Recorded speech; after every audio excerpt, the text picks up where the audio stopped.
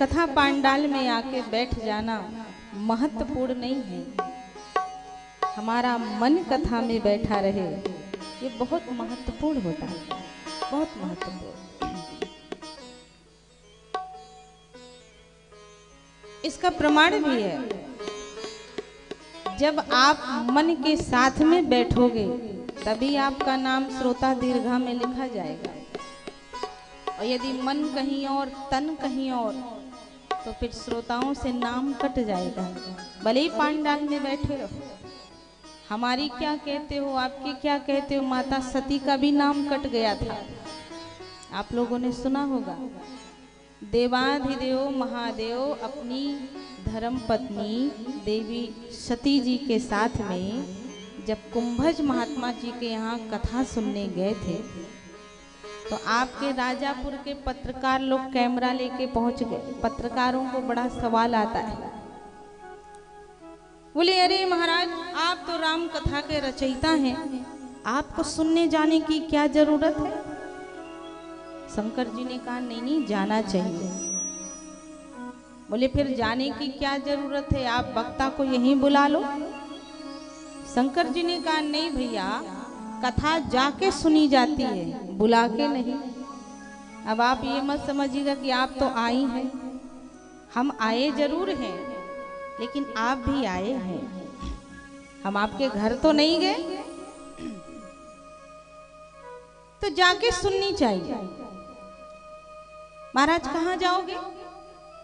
कहा सुदूर गोदावरी तट के किनारे एक कुंभज नाम के महात्मा रहते हैं, वो बड़ी अच्छी कथा सुनाते हैं, उनके पास जाएंगे। माता सती जी को पता चला, ओ कुंभज जी के पास जाओ, इनका नाम अगस्त जी भी है, लेकिन अगस्त नाम ना बोल करके कुंभज नाम जानबूझ करके गोस्वामी तुलसीदास जी महाराज बता रहे। क्यों?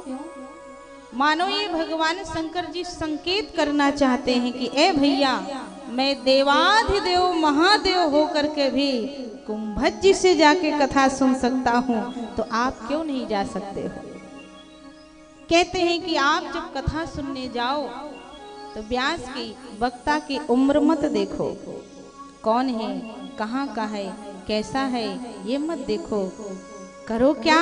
का उसके मुख से निकली हुई भगवान की कथा का रसपान करो। कैलाश ऊपर है और गोदावरी तट का किनारा नीचा है, ऊपर से उतर करके नीचे आए और आकर के समतल भूमि में बैठ करके कथा सुना। क्यों? अक्सर लोग ऊंचे पर बैठ जाते हैं। जानते हो, आप जब कहीं पानी डालोगे तो पानी जहां ढाल होगा वहीं बह के जाता है, तरल पदार्थ जाकर ठहरेगी।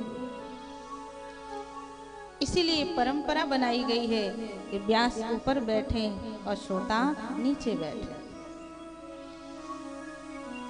सुनने की भी एक कला होती है।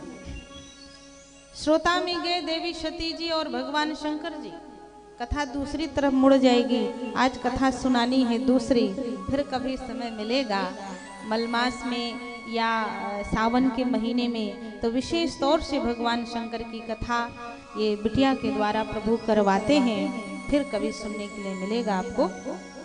मैं निवेदन आपसे सिर्फ इतना करना चाहती थी कि शिव और देवी सती जी जब कथा सुनने के लिए बैठे कुंभज जी के पास में, कुंभज महात्मा जी कथा सुनाए, बड़ी प्यारी कथा सुनाए। और जब कथा पूर्ण हुई तो गोस्वामी जी महाराज जी ने श्रोताओं का नाम लिखा। क्या लिखा? का सुनिय महेश परम सुख मानी। महेश जी ने सुना। किसी ने गोस्वामी तुलसीदास जी से महाराज जी से कहा, बाबा जब कथा सुनने आए थे तो कितने लोग आए थे? बोले संग सती जग जननी भवानी। भगवान शंकर जी को केवल महेश कह दिया। एक बार त्रेता युग माही शंभु गए कुंभज ऋषि पाही। शंभु 2.5 अक्षर का नाम। और सती जी को कितनी उपाधि दी गई? कौन जा रही है अपने पति के साथ में? सती? नहीं नहीं, मन नहीं भरा। जग जननी, जग जननी से भी मन नहीं भरा। कहा भवानी। देखो अपने पति के साथ कहाँ जा रही हैं जगत जननी भवानी सती जी? कहा कथा सुनने जा रही हैं। कथा सुनने में बड़ा सम्मान बढ़ जाता है, इसलिए आप भी पति के साथ कथा सुनने जरूर आया करो। और अपनी पड़ोसन को भी कह देना कि चलो चलो।